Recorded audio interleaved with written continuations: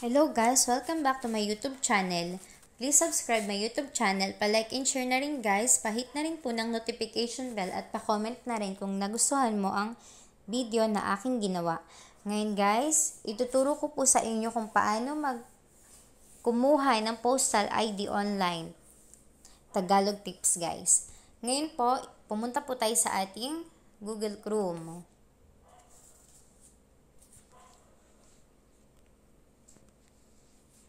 And, i-research po natin ang Postal ID Online Application Form.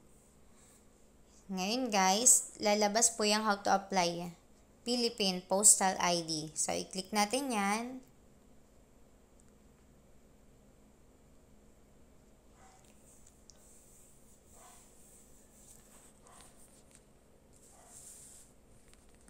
At eto guys yung lalabas. Step 1, submit completely filled out application form with your requirements and payment to any post office application. Form are available in all post office or you may download here. So ngayon guys, ito po yung ating postal ID card.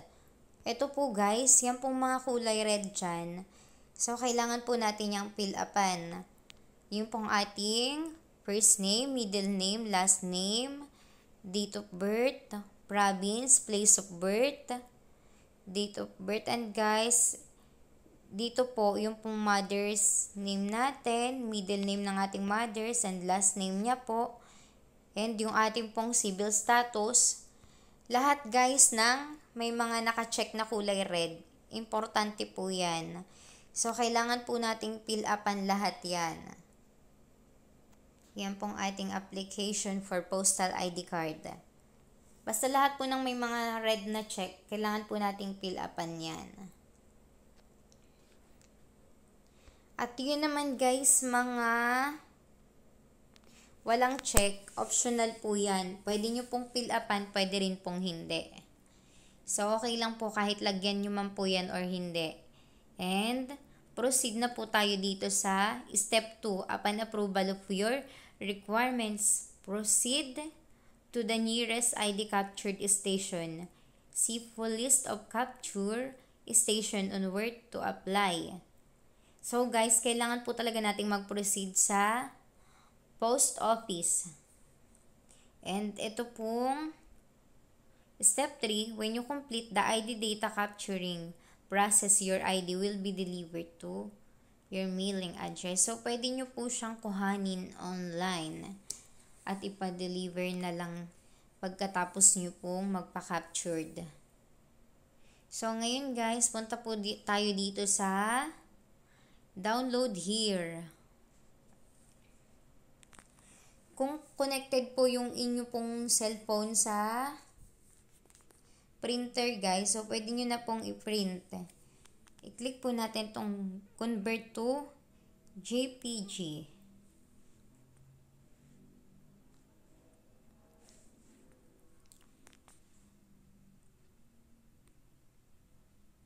So ayan guys.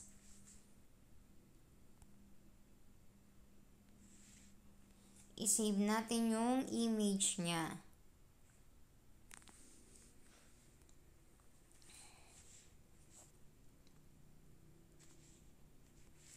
At ngayon guys, ang gagawin po natin guys, pipil upan na po dapat natin yung form bago po tayo mag-proceed sa office para ibibigay na lang po natin dun yung ating form na pinil upan guys. Kasi kung dun pa po tayo magpipil up, sayang po yung oras natin.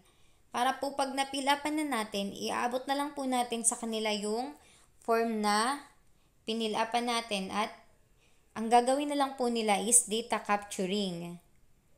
Basta lahat po ng may check guys, kailangan po natin yung fill upan guys. And yung atin pong right thumb mark at yung pong ating right index and witness signature. Kailangan nating fill upan yan lahat guys. Yung pong dito sa baba, sila na po yung bahala dyan. Hindi na po natin yan pipil upan. Hanggang dito lang po tayo sa may applicant signature. And again guys, lahat po ng may mga check, kailangan lagyan natin ng details. Yung mga walang check, optional po yan. Pwede natin lagyan, pwede rin pong hindi. So, i-download lang po natin and i-print natin kung connected yung cellphone natin sa printer. And ang gagawin lang po natin sa post office kung napilapan mo na ang form, ibigay na sa kanila. And next, data capturing na guys, and kukuhanan ka na nila ng pictures. Yun ang ilalagay nila sa postal ID mo guys, at tsaka perma mo at tsaka fingerprint. After that, okay na. Babayaran mo lang guys is 500 plus po. Basta yung 600 mo po may sukli pa yun guys.